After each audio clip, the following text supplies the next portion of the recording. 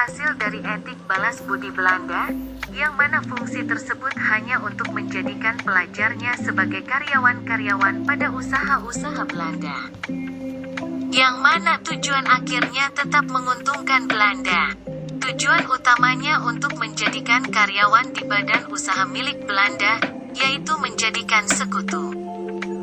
Kekurangan dari pendidikan yang diberikan Belanda hanya terbatas untuk kalangan atas dan penduduk Belanda saja. Pendidikan untuk bangsa Indonesia hanya sebatas untuk dapat membaca, menulis, dan berhitung. Pergerakan nasional dimulai pada saat didirikannya sekolah yang meniru gaya barat namun dengan cita-cita yang berakar dari nasionalisme. Pergerakan pendidikan dimulai dari tonggak Ibu Kartini yang membuat sekolah Kartini. Dari semangat tersebut muncul adanya emansipasi perempuan. Dengan semangat untuk memperoleh pendidikan yang merata tanpa melihat jenis kelamin. Kemudian perjalanan pendidikan nasional juga diiringi oleh semangat Ki Hajar Dewantoro untuk membangun perguruan taman siswa yang di dalamnya memiliki semangat untuk memberikan hak pendidikan kepada masyarakat tanpa memandang kalangan. Semangat pendidikan tersebut untuk memanusiakan manusia sehingga siswa yang masuk tidak dilihat dari kalangan, fisik, masyarakat kalangan mana.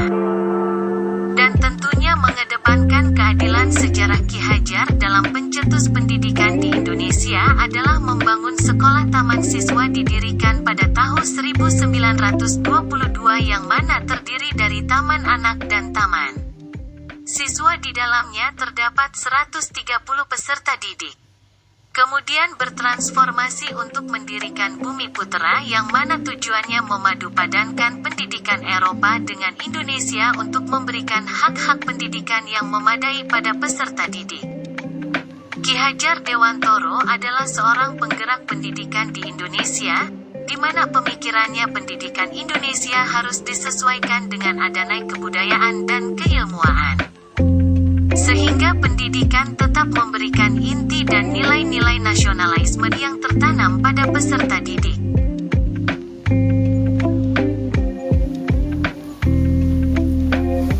Etik balas budi kepada Indonesia untuk memberikan pendidikan.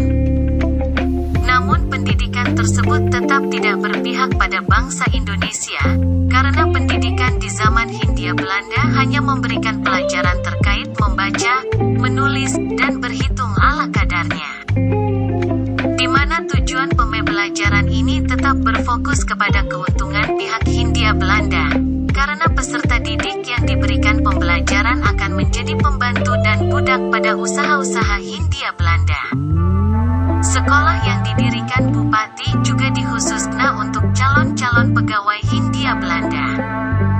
Yang mana tujuan utama pendidikan di zaman Hindia Belanda adalah untuk mencetak buruh dan pembantu Hindia Belanda pada usaha-usahanya.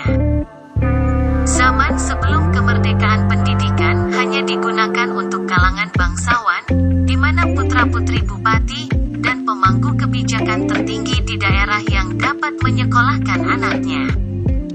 Bentuk pendidikan pada zaman tersebut tidak adanya bentuk keadilan masyarakat dalam mengenyam pendidikan, dan bentuk penindasan lainnya yaitu, perempuan tidak dapat bersekolah. Sifat pendidikan pada zaman dahulu sangat yaitu intelektualis dan materialis. Sehingga pendidikan perlu disesuaikan dengan semangat pembangunan Indonesia dengan penambahan kebudayaan sehingga dapat menanamkan kecintaan akan negerinya.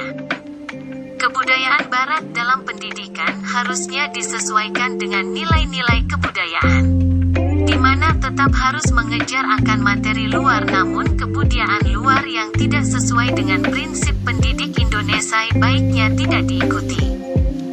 Pendidikan sesudah kemerdekaan lebih menekankan pada pembelajaran yang menekankan pada peserta didik, di mana hal tersebut mengembangkan kreativitas dan membebaskan peserta didik dalam menalar, memahami, dan menguasai konsep secara mandiri, yang tujuan akhirnya dapat berpikir kritis dan kreatif, tertanam pula jiwa yang prakaya diri dalam menyampaikan gagasan.